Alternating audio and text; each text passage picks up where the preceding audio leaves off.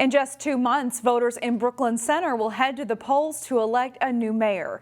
Tuesday night, the two candidates vying for that position, incumbent Mayor Mike Elliott and Councilmember April Graves, faced off in a candidate forum.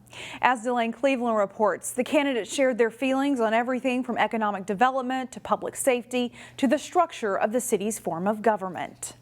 Good evening. With a critical election on the horizon, voters in Brooklyn Center had a chance to hear how incumbent Mayor Mike Elliott and Councilmember April Graves felt about several key issues. One of them was public safety. What we're setting up is a community response team, and we're doing this work in collaboration with LEAP, Law Enforcement Action Partnership, retired law enforcement personnel. They've looked at our 911 call data and have said, these are the types of calls you want somebody else going to. Mental health calls, calls related to social work. I know that it's difficult, especially when you're understaffed, to have that extra time to build relationships in the community.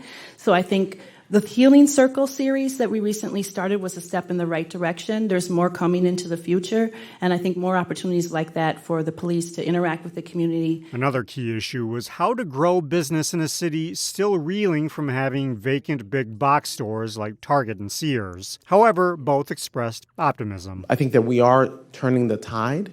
The council has now approved what's going to go where Target is now, which is a new international food village that will be similar to the Uptown Global Market. Soon Michael's, I think, will be occupied by Burlington Coat Factory. So, 2 steps forward, 2 steps back. We're going to keep working on it. One other big topic was the future of the city's structure of government. This summer, a citizens group unsuccessfully tried to do away with the city manager form of government and give more power to the mayor. Elliott favored doing away with the city manager, while Graves wanted to keep things as is. Delane Cleveland, CCX News. Brooklyn Center police are asking for the public's help to solve a shooting case that sent one man to the hospital. Police located a shooting victim who they say was shot sometime between 2 and 3 p.m. Tuesday in a residential area near 54th and Logan. According to police, the man was shot in the leg, but he is expected to recover. Police are looking for a black Nissan Altima that they say was involved in the shooting. Anyone with information is urged to contact Brooklyn Center police. History was made Tuesday night in Golden Valley. I will always have the courage to hold myself and others accountable. I will always have the courage to hold myself and others accountable. For our actions. For our actions. And with that, you have completed the oath properly. Thank you. Minnesota Attorney General Keith Ellison administered the oath of office for the new Golden Valley Police Chief, Virgil Green. Green is the first African American to lead the city's police department. The Assistant Chief, Alice White, is also black, putting Golden Valley on the forefront of history. This is probably the first time in the state of Minnesota where there's been a black male and a black female to lead a police department pretty much around the country. So you're seeing the city step out and do something that a lot of cities have not done before. The new hire was not without controversy. During the search process, Golden Valley Mayor Shep Harris accused the city's police department of having a toxic culture of racism.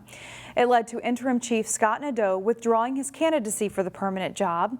The mayor later apologized to Nadeau and to members of the community. Some people say they are frustrated because of longer wait times at certain Hennepin County Service Center locations. Reporter Sonia Goins shows us what you need to know before heading out to renew a license or obtain an ID.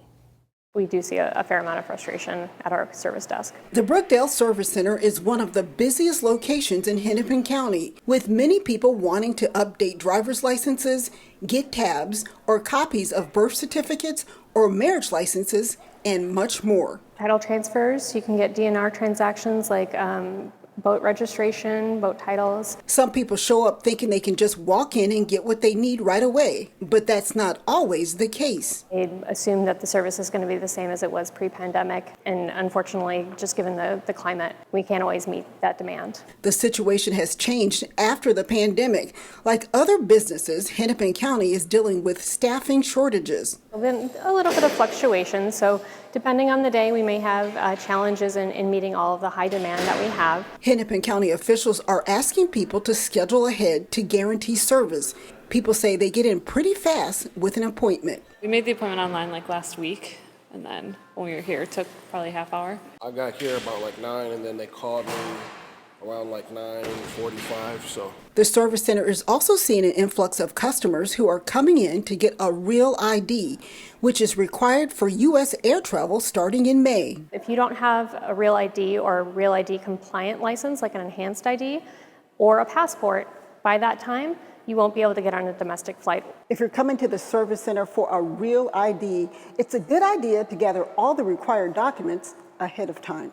Meanwhile, come in early in the morning if you want to take a chance at getting service. You can also call ahead to see if they're taking walk-ins. Kind of like first come, first serve, so the line it would go up, kind of die down, but I just wanted to get in, get out, so. In Brooklyn Center, Sonia Goins, CCX News. The Brookdale location is scheduling appointments at around a week out, but appointments are around 2 weeks out at the Maple Grove Service Center. Highway 100 used to be known as the Lilac Way, and a mural is in the works that is intended to evoke memories of those purple flowers. The property owner of the Reeve Apartments wants to paint a mural on the noise barrier facing the apartments. They came up with this concept of wildflowers painted white and purple that is supposed to evoke some of the character of the Lilac Way.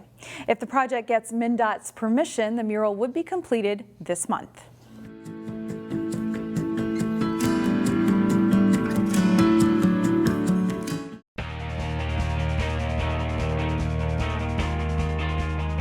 The Osseo Lions Roar 5K race started more than a decade ago as a fundraiser for the Osseo High School cross-country teams and a fun event around the Lions Roar celebration. And as Jason Melillo tells us, it brings together the Osseo community too. The Osseo Lions Roar 5K is an integral part of the Lions Roar celebration. We started with less than 20 participants 10 years ago. Osseo cross-country coach John Runquist helps organize the race and calls it the flattest 5K in Minnesota. I just had some staff members the other day joking about, hey, could we get a ramp for the curb? Because that's the elevation difference is pretty much where you go down the curb, over the curb to go out on the street from the stadium. These days, the race draws a pretty big field. Runners start on the Osseo High School track and finish down Main Street.